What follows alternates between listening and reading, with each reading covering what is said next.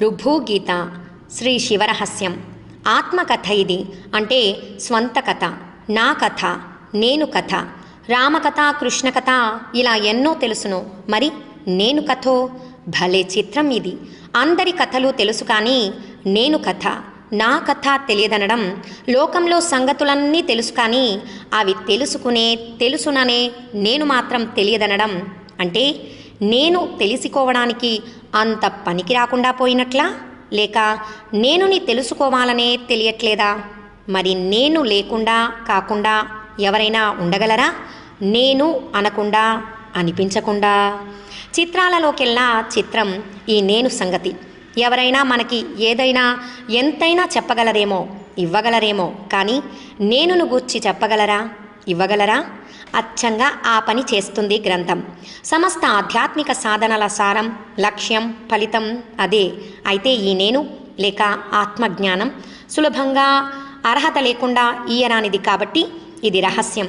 ఈ రహస్యం పరమాత్మ అయిన శివుని అధీనం కాబట్టి శివరహస్యం అయ్యింది. అయినా భక్తుడైన రుభువు పేరుతోనే ఖ్యాతిగాంచున్నట్లు చూశాడా భక్త కింకర శంకరుడు. అలా ఈ గ్రంథం రుభుగీతగా ప్రసిద్ధమై మహిమాన్వితమై తేజరిల్లింది. ఆత్మ సాక్షాత్కారాన్నిచ్చే ఈ జ్ఞానాన్ని కైలాసంలో జగత్పతి పిత అయిన మహాదేవుడు తొలిగా శ్రీమాత జగదేకమాత అయిన మహాదేవికి చెప్పాడు. జగాలనేలే ఆ తల్లిదండ్రుల కబుర్లు, కలాపాలు విశ్వ కళ్యాణ కారకాలే కదా. దేవి ఆ జ్ఞాన పయస్సును కుమారుడు షణ్ముఖునికి త్రావించగా అతడు శివయోగి జైగీషవ్యునికి పంచాడు. వేరొక సందర్భంలో కైలాసంలోనే శంకరుడు ఈ ఉపదేశాన్ని కుమారస్వామికి, మరి ఒక సమయంలో బ్రహ్మమానస పుత్రుడు కేదారేశ్వరుని పరమభక్తితో సేవించిన రుభువు మహర్షికి బోధించాడు. రుభువు శివముఖతః విన్న ఆ బోధను కేదారమున మునులతో కూడియున్న నిధాగునకు చేయగా ఆ విషయం సూత మహర్షి ద్వారా లోకవ్యాప్తమైనది. శివరహస్యం అనే ఐతిహాసిక గ్రంథం 1,00,000 శ్లోకాలున్న 12 అంశములతో ఉంది. శివభక్తి తద్వారా ఆత్మజ్ఞానం వికసించేలాగా శివక్షేత్ర మహిమలు, భక్తుల చరిత్రలు ఉన్నాయి. ఆదిశేషకృత, నారాయణకృత, శివ సహస్రనామములు వంటి ప్రముఖమైన స్తోత్రాలున్నాయి. 6వ అంశం, 6ష్టాంశం అనగా ప్రస్తుత గ్రంథ భాగంలో రుభు నిధాగ సంవాద రూపంగా ఆత్మ సాక్షాత్కారం కలిగించే శివజ్ఞానముంది. భక్తి శ్రద్ధలతో శివక్షేత్రముల శివభక్తుల సేవల వల్లనే ఈ శివజ్ఞాన రహస్యానికి తగిన పక్వత, అధికారం కలుగుననే విషయం స్పష్టం. బ్రహ్మ జ్ఞానోపదేశకమైన ఈ రుభు నిధాగ సంభాషణలు సనాతన ధర్మశాస్త్రములలో జ్ఞానకాండముగా పిలువబడే వేద శీర్షములలో కనిపిస్తాయని తెలుస్తోంది. అవి కృష్ణ యజుర్వేదంలోని తేజోబిందూపనిషత్, వరాహోపనిషత్, సామవేద మహోపనిషత్, అథర్వవేద అన్నపూర్ణోపనిషత్ మరియు విష్ణు పురాణంలో కూడా ఈ సంవాదం ఉన్నది. ఈ శివరహస్యం 4, 5, 6 అంశములున్న తాళపత్ర ప్రతులు తెలుగు అక్షరములలో ఉండటం తెలుగువారు గర్వించదగిన విశేషము. తరువాత దేవనాగరిలో వ్రాయబడి 1983లో తంజావూరు సరస్వతీ మహల్ గ్రంథాలయం వారిచే పుస్తకంగా ప్రకటించబడింది. అంతకు పూర్వమే బెంగాల్, కన్నడ అక్షరములలో శ్లోకాలు ముద్రింపబడ్డాయి. 6వ అంశమునకు తొలి అనువాదం తమిళంలో శ్రీ భిక్షు శాస్త్రిచే శతాబ్దము కన్నా పూర్వమే చేయబడి రుభుగీతగా ప్రకటితమైనది. 2వ అనువాదం 100 సంవత్సరాల తరువాత 1994లో Society of Abidance in Truth, California, USA వారిచే ఆంగ్లంలో వెలువడింది. తమిళంలోనిది పూర్తిగా స్వేచ్ఛానువాదము, సంస్కృత మూలానికి యథాతథం. సంపూర్ణం కాదు, అర్థగాంభీర్యములో మాత్రం ఇది మూలమును మించినదట. ఇక ఆంగ్లానువాదంలో శ్లోకాలన్నీ యథాతథంగా అనువదించబడినా మొదటి 3, చివరి 3 మొత్తం 6 అధ్యాయాలు చేర్చబడలేదు. ముఖ్యంగా శివుని సూత్రోపదేశములున్న 2వ అధ్యాయము, రుభుని స్తోత్ర తాండవమున్న 3వ అధ్యాయము వదిలివేయటం ఎంతవరకు సమంజసం? ఈ తెలుగు గ్రంథంలో శివరహస్య 6ష్టాంశం 50 అధ్యాయములతో సంపూర్ణంగా అనువదించబడింది. అంతేకాదు సంస్కృత మూల ప్రతియందు మొదటి అధ్యాయంలో చోటు చేసుకొని 3 శ్లోకాలు తాళపత్రములలోనివి ఇక్కడ పొందుపరచబడ్డాయి. ఇది శివప్రసాదము. ఈ గ్రంథం ఏ సిద్ధాంతాన్ని ప్రతిపాదించి రాద్ధాంతం చెయ్యదు. కేవలం నేను లేక ఆత్మ గురించే అదే పనిగా మరలా మరలా తరచి తరచి చెప్తూ సాధకుడైన పాఠకుని హృదయంలో తిష్ట వేస్తుంది.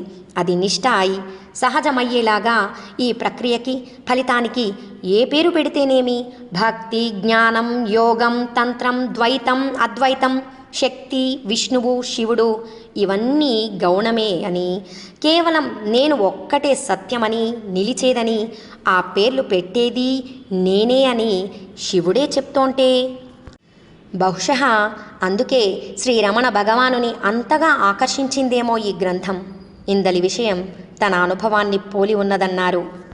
శిష్యులు రామస్వామి పిళ్ళై, కుంజుస్వామి తదితరులు భగవాన్ సన్నిధిలో దీనిని పారాయణ చేసేవారు.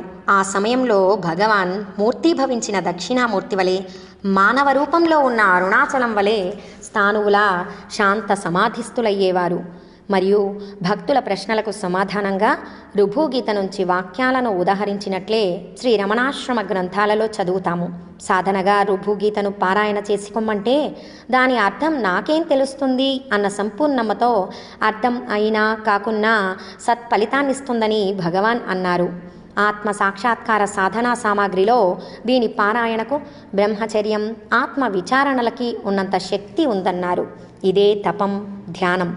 ఇంతవరకు ఏ ఏ విషయాలు, వస్తువులు నేను, నావి అనుకుంటున్నానో అలాంటి ఊహలని, అపోహలని సమూలంగా నాశనం చేస్తుంది. సత్యమైన నేనుకి రెండవ వస్తువే లేదు. శాంతం, శివం, అద్వైతం అన్నది వేదం. అది నిరాలంబం. GO దేవః సనాతనః, GO బ్రహ్మైవనాపరః. మరి జీవుడు తాను దేహం అనే భ్రమలో పడి ఎంత వెర్రి విశ్వాన్ని సృష్టించుకున్నాడు. ఈ భ్రమలో ఉన్నంతకాలం సత్యమైన నేను లేక తాను తెలియరాదు. కల జరిగినంతసేపు జాగ్రత్త అవస్థ తెలియనట్లే. కల ముగిసాక చూపమనండి ఆ కలలోని వస్తువుల్ని, వ్యక్తుల్ని. అట్లే జీవితం అనే సుదీర్ఘ స్వప్నం జరిగేంతకాలం నిజం లేక నేను తెలియదు. పంచభూతాల వంటకమై యముడికి షడ్రసోపేత భోజనమైన శరీరమే నేను అంటాడు. నిజమైన నేను తెలియుటే జ్ఞానం, ముక్తి, దేవుడు. తెలిస్తే కలలోని విషయాల వలె ఇలా అయిన ప్రపంచం పటాపంచలవుతుంది. సత్యమైన నేను మిగులుతుంది. లోకం అదృశ్యమైనప్పుడు కూడా నిరంతరాయంగా నెగడే నేనుగా ఉండుట కోసం పడే తపనే తపస్సు. దానికి సహకరించే ఉపకరణాలలో రుభుగీతకు ప్రత్యేక స్థానం, అప్రతిహతమైన అతిశయ శక్తి ఉన్నాయి.